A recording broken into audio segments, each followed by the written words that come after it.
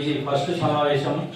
ఇందులో మీకు ఏ ఏ పనులు ఉంటాయి, దానికి సంబంధించినటువంటి మీకు కాస్ట్ ఎస్టిమేషన్స్ ఏమైనా ఉంటే అవన్నీ కూడా నెక్స్ట్ మీటింగ్ కల్లా మీరు రెడీ చేసుకోగలిగితే ఈఓ గారితో మాట్లాడి ఏ ఏ డిపార్ట్మెంట్కి ఏ ఏ కోఆపరేషన్ కావాలా, ఏ మెటీరియల్ ఇవ్వాలనేది, ఏ పాయింట్ దగ్గర అనేది నెక్స్ట్ మీటింగ్లో స్పెసిఫిక్గా మనం డిస్కస్ చేయడం జరుగుతుంది.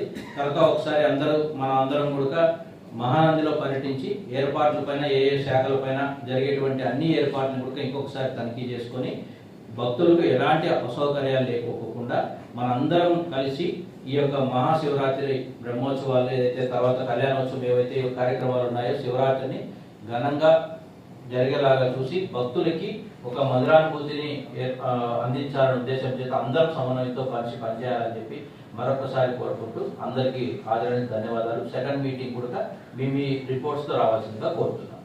Thank you.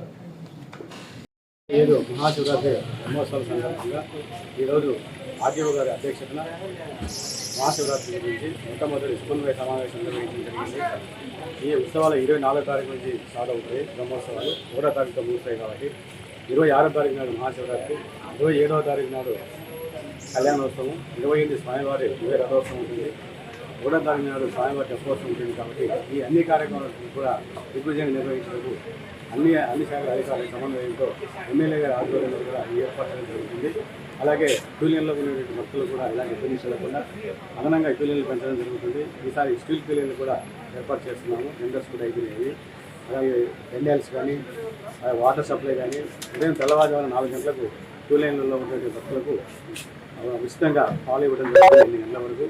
అలాగే క్యూలైన్లో ఉన్న భక్తులకు దాదాపుగా 25,000 వాటర్ బాటిల్స్తో కూడా వాటర్ మంచినీరు కూడా సప్లై చేస్తాము.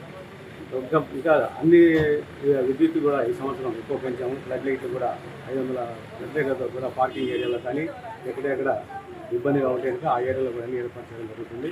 విద్యుత్ దీప అలంకరణ అలాగే టెంట్ హౌస్లు అన్ని కూడా టెండర్స్ కూడా ఇవ్వడం జరిగింది.